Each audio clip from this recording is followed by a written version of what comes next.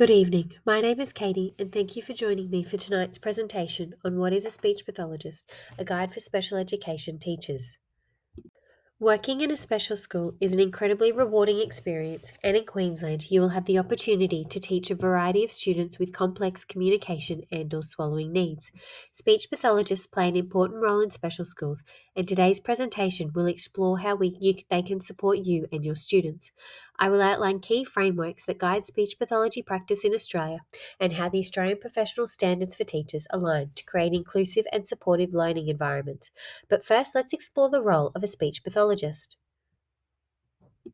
Speech pathologists work and advocate for individuals with communication and/or swallowing difficulties. They work in schools, hospitals, private practices, and disability and aged care services, conducting assessments and diagnosing speech and language disorders to develop and implement interventions for individuals across the lifespan.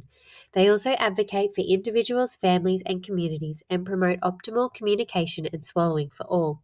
In a special school, speech pathologists work with families, children, and teachers to provide therapy targeting expressive and receptive language and introducing augmentative and alternative communication, or AAC, use.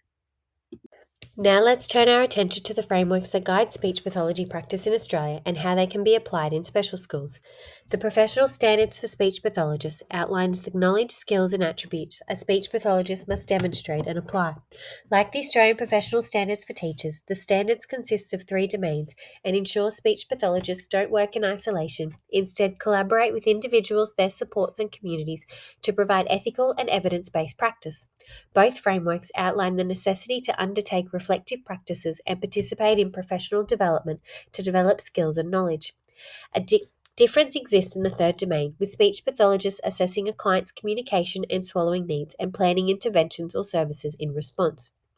This framework, applied in a special school, involves collaborating with teachers and caregivers to assess and identify a student's functional communication needs to ensure AAC systems align, as well as supporting teachers to develop their knowledge and skills in AAC and collaborating to implement a whole school approach to communication.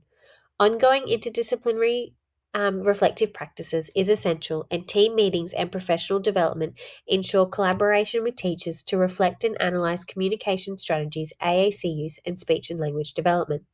Additionally, reflective practices such as observations, assessments, and self reflection are demonstrated by teachers and speech pathologists to ensure interventions align with the learning environment and evolve with the students' changing needs. Similar to teachers, speech pathologists work under a code of ethics. While the Australian Professional Standards for Teachers is not a code of ethics, there are similarities between the two. The Code of Ethics guides how speech pathologists make decisions and conduct themselves. It consists of values that underpin interactions, principles that guide speech pathologists when making decisions, and standards of ethical practice that ensure adherence to professional practice, quality service, and knowledge. Similar to Standard 1 of the Professional Standards for Teachers, Know Students and How They Learn, this framework emphasises the importance of engaging respectfully, effectively, and meaningfully with Aboriginal and Torres Strait Islanders and individuals from cultural and linguistic backgrounds. It also highlights the need to recognise and adapt services to meet their needs. So, how do speech pathologists achieve this in a special school? They collaborate with parents to ensure services are culturally sensitive and aligned with cultural practices and linguistic backgrounds.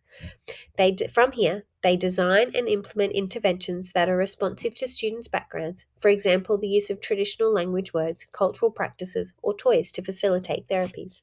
This is all done while maintaining confidentiality in the collation of data and consent. They work with teachers and parents to streamline communication practices to achieve the best outcomes for students.